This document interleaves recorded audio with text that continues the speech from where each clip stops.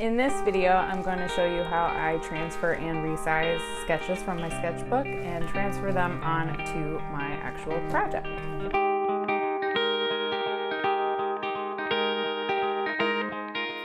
Okay, so let's jump right in here. I did a sketch of my mermaid and it was way too large than what I wanted, so I decided to scan it into my scanner, which you see me doing now. That's the overview image, and then I'm going to go ahead into my scan options and actually resize this. So I'm going to take it down to probably about 70 or 80%, and it will shrink the image like you'll see here in just a second, like so. And then I'm going to print out a couple of these options just so I can have a nice solid image and be able to decide if that is the right size that I need.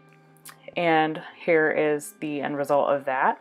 I did end up going with the 70% one.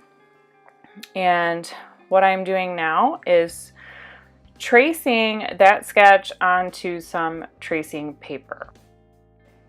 And another thing I was able to do, because I drew this image so big in my sketchbook, I was able to shrink it down and then actually finish her fin. I don't know if you caught that in the beginning, but half of her fin was missing, and that is a really big problem that I have. Like I tend to pick the wrong spot of the paper to start on, and then you end up with things getting cut off and stuff like that. So it is nice to be able to just scan your sketch into your scanner, resize it, and then actually finish the drawing.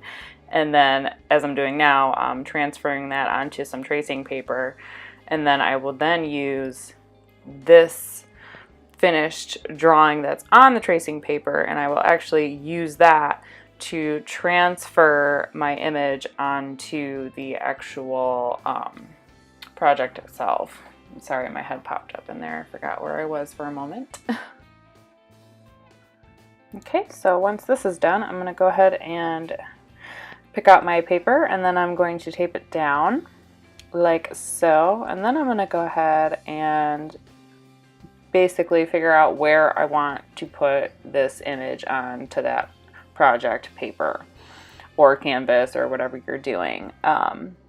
So I'm taping that down, and then I'm going to position the sketch or drawing or whatever onto that sheet and kind of figure out how I want to lay this out, which does make it easier. I find that transferring it this way is a lot easier than just going ahead and trying to redraw it, because I don't know if you guys are like me at all. Like, once I have something the way that I love it and I think it's awesome, and once I try to redraw that again, I just can't for some reason. I don't know why. That's just something that happens to me. So that is the thing. But anyway, so here I'm kind of deciding where I want to put her on the project, and then I'm going to go ahead and tape her down into place, and then I will go ahead and get my transfer paper, and I'm going to get my stylus, and then I'm going to go ahead and transfer her on to the actual project. So I'm just going to continue to use my stylus and my transfer paper and just go down and transfer all of this onto my actual project itself. Alright, sorry about that. My son likes to fly downstairs and make as much noise as possible. So anyway, like I said, I am just going to continue to transfer this onto my actual project.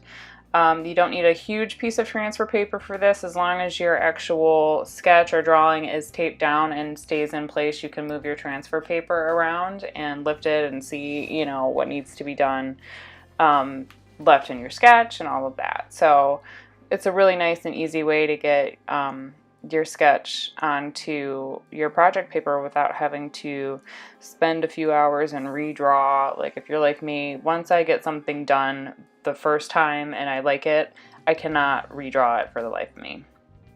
So I'm just cleaning up that transfer paper.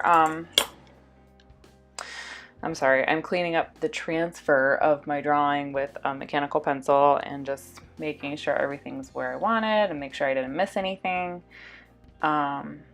And that's pretty much how I resize and transfer. I'm going to go ahead and show you another example of the witch piece that I did.